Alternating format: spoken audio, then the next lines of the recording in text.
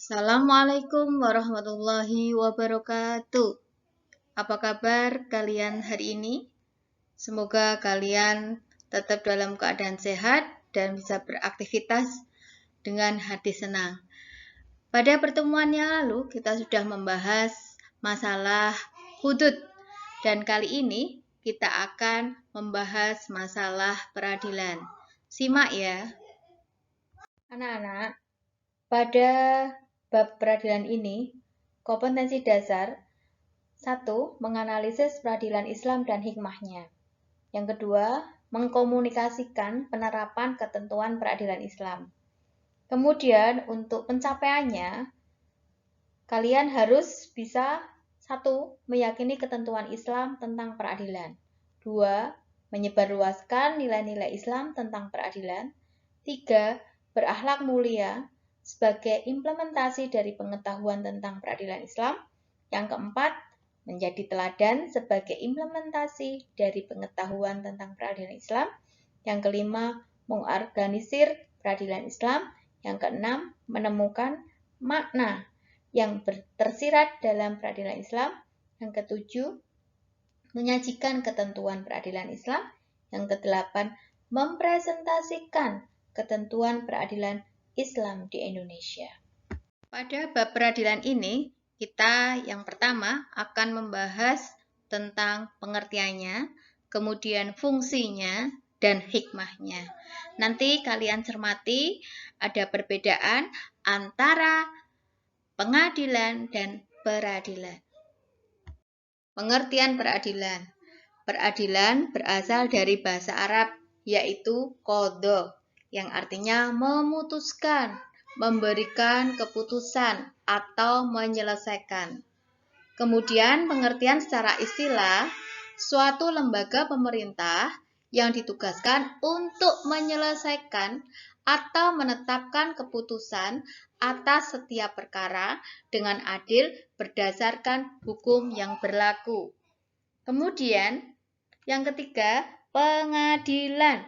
Pengadilan adalah tempat untuk mengadili suatu perkara. Dan ingat, yang bertugas untuk mengadili itu disebut hakim. Nama lain dari hakim adalah qadhi. Setelah kalian mendengarkan penjelasan saya, kalian bisa membedakan kata peradilan dan pengadilan. Kalau peradilan itu adalah suatu lembaga pemerintah yang ditugaskan untuk menyelesaikan suatu perkara.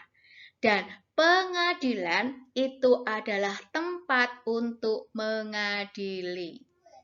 Selanjutnya, fungsi peradilan. Fungsi peradilan yang pertama, mendamaikan kedua belah pihak yang bersengketa. Arti kedua belah pihak ini adalah kedua belah pihak yang sedang bermasalah.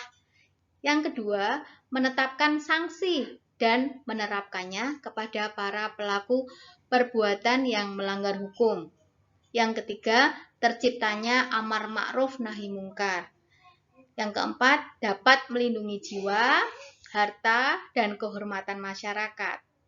Di sini akan saya terangkan tentang melindungi jiwa. Jadi, salah satu keutamaan hidup itu adalah apabila kita bisa memelihara jiwa atau diri dengan segala anggotanya. Sebab apabila salah satu dari anggota kita rusak, itu menyebabkan ketidaksempurnaan diri manusia itu sendiri.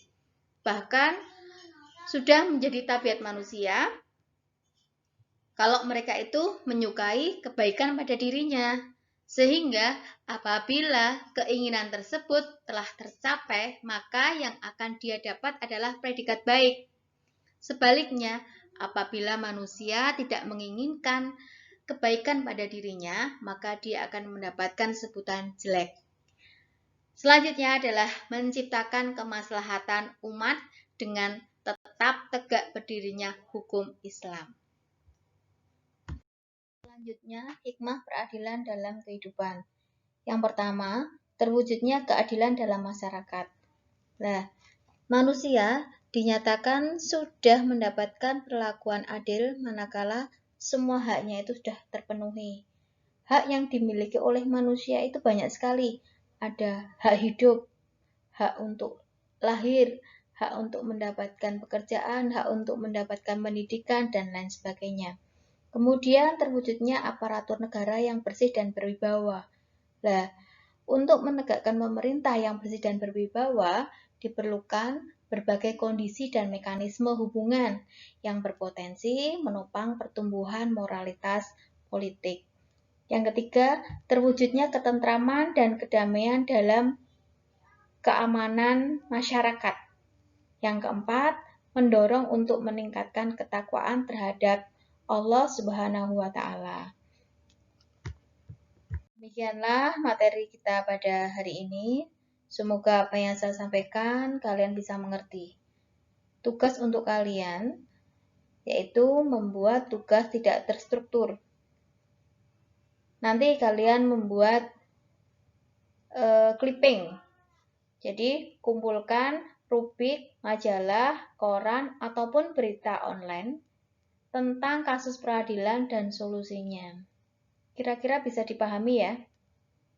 Sudah mengerti ya semua ya? Terima kasih. Semoga kalian paham apa yang saya sampaikan. Wassalamualaikum warahmatullahi wabarakatuh.